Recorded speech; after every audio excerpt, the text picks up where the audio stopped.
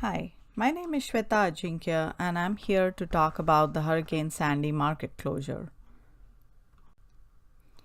In October of 2012, Hurricane Sandy triggered a market-wide shutdown. Sandy was expected to make landfall on a Monday, October 29th. Amidst severe weather warnings and worsening conditions, Wall Street agreed to close the markets on Monday, and the decision came late Sunday as the anticipated storm conditions would make it impossible to ensure the safety of personnel and communities. Historically, NYSE has rarely shut down for weather events.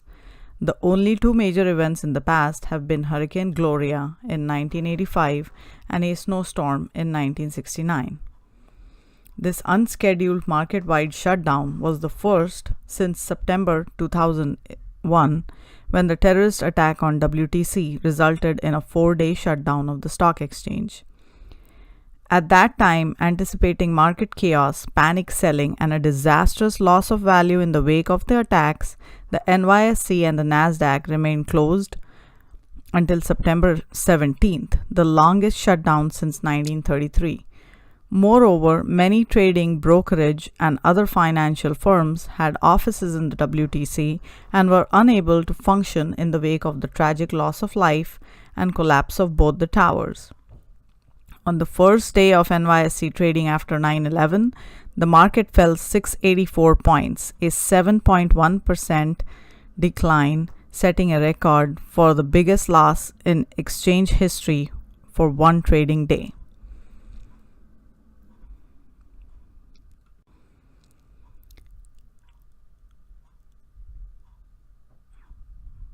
The CME Group halted floor trading since its NYMEX trading floor is in New York City's mandatory evacuation zone.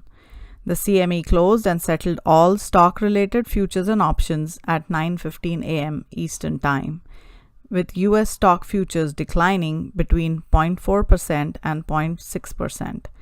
Closing the NYSE floor would require trading firms to recode their systems Sunday night to route away from a major market center. And traders formulate prices for option contracts by looking at the going market rate for the underlying assets. With the market closed, derivatives markets would have to be closed too. Wall Street was concerned that opening on Monday without key market centers in operation would not be prudent, since market participants would not have enough time to reconfigure trade routing programs. The resulting confusion would allow traders to take advantage of potential delays in routing orders among exchanges. With NYSE floor closed, computer systems could take longer to route trades to fully electronic markets. Monday morning commute was expected to be bad to impossible. Engineers and technologists would not have enough time to properly test systems before the markets opened. While the exchange had said it would resume trading on Wednesday, flooding in the financial district, the southernmost point of New York City, had some worried that only the exchange's electronic arm, the NYSE Arca, would open Wednesday. Investors were uneasy with the electronic trading arm conducting all NYSE trading, particularly after market maker Knight Capital Group suffered more than $440 million in losses due to a trading glitch in August.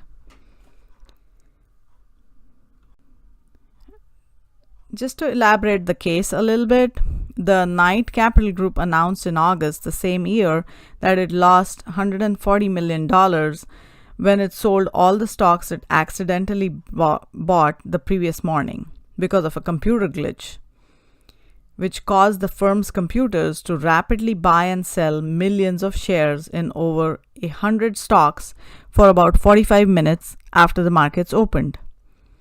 Those trades pushed the value of many stocks up, and the company's losses appear to have occurred when it had to sell the overvalued shares back into the market at a lower price.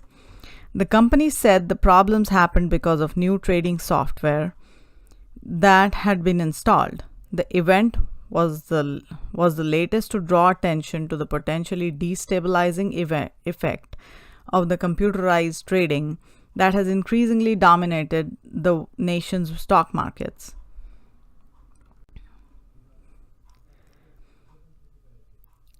So in the aftermath of Hurricane Sandy, there were some obvious winners and losers. One of those winners were home builders. Hundreds of homes in the Northeast were completely destroyed while others were significantly damaged. The reality of the situation is that it would be necessary to rebuild many homes.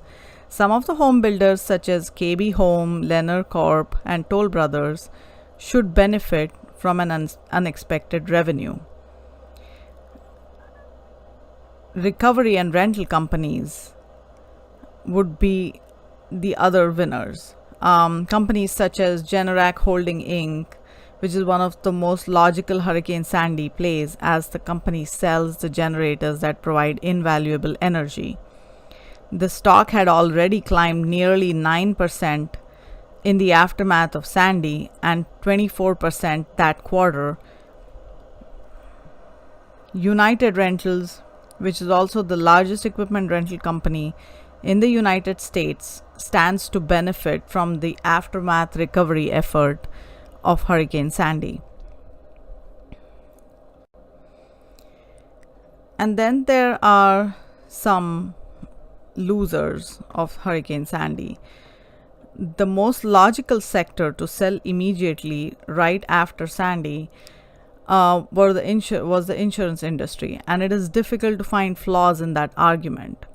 In companies including Allstate, Chubb, and Tower Group were some of the leading insurance companies that would be on the hook for over $10 billion in insured losses. The other kind of companies which were losers were discretionary luxury retail companies. Everyone was busy purchasing batteries, water, and other consumer staples that weekend, while companies such as Macy's, Saks, and Tiffany were shunned. There was also a possibility that holiday sales may be impacted as consumers needed to shift spending towards disaster recovery.